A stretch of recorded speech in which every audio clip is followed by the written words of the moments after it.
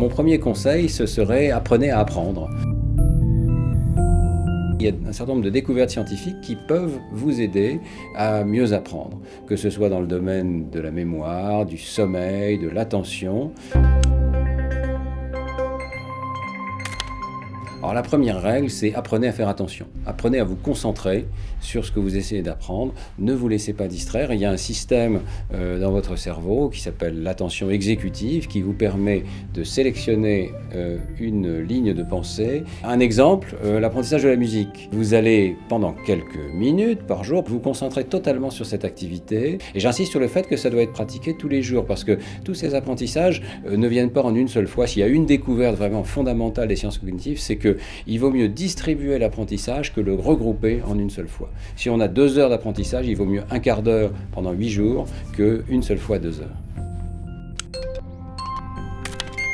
Vous avez un rôle fondamental dans l'augmentation, l'enrichissement de l'environnement cognitif de vos enfants. Le cerveau de l'enfant est une machine à apprendre extraordinaire et donc fournissez à ce super ordinateur qu'est le cerveau de l'enfant un environnement extrêmement enrichi et enrichi notamment en paroles. Mon premier souci, ce serait de dire aux parents parlez à vos enfants.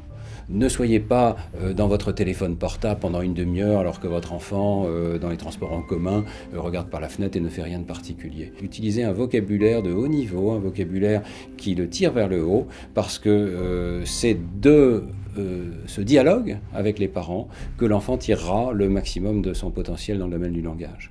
Et bien sûr, c'est la même chose dans le domaine des mathématiques, de la physique, les jouets que vous allez lui donner, même s'ils sont parfois très simples, mais les challenges aussi que vous allez lui donner, fabriquer une tour de Kapla qui est plus haute que lui, c'est pour lui des occasions d'apprendre comment se comportent les objets, comment se comporte la physique et aussi comment se comportent les nombres, les ensembles, l'espace, tous ces concepts qui sont le fondement de la pyramide des mathématiques plus tard. Je dirais à un bébé, expérimente. On n'a pas de curiosité pour les choses qu'on connaît déjà, c'est rasoir. On n'a pas de curiosité pour les choses qui sont trop difficiles à apprendre. Il faut donc encourager cette curiosité naturelle de l'enfant qui va spontanément l'orienter vers ce qu'il est capable d'apprendre. Alors, deuxième conseil que je donnerais au bébé, c'est n'oublie pas de bien dormir, parce que pendant que tu dors, ou pendant que tu fais la sieste tout simplement, dans la journée, eh bien, ton cerveau continue de travailler et est en train de consolider les apprentissages qui précèdent, sans qu'il y ait rien d'autre à faire, juste parce que la qualité du sommeil est bonne.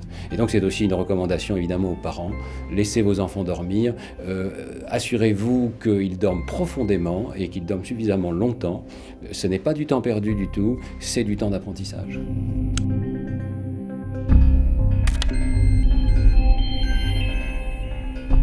D'abord, arrivez à captiver l'attention des enfants.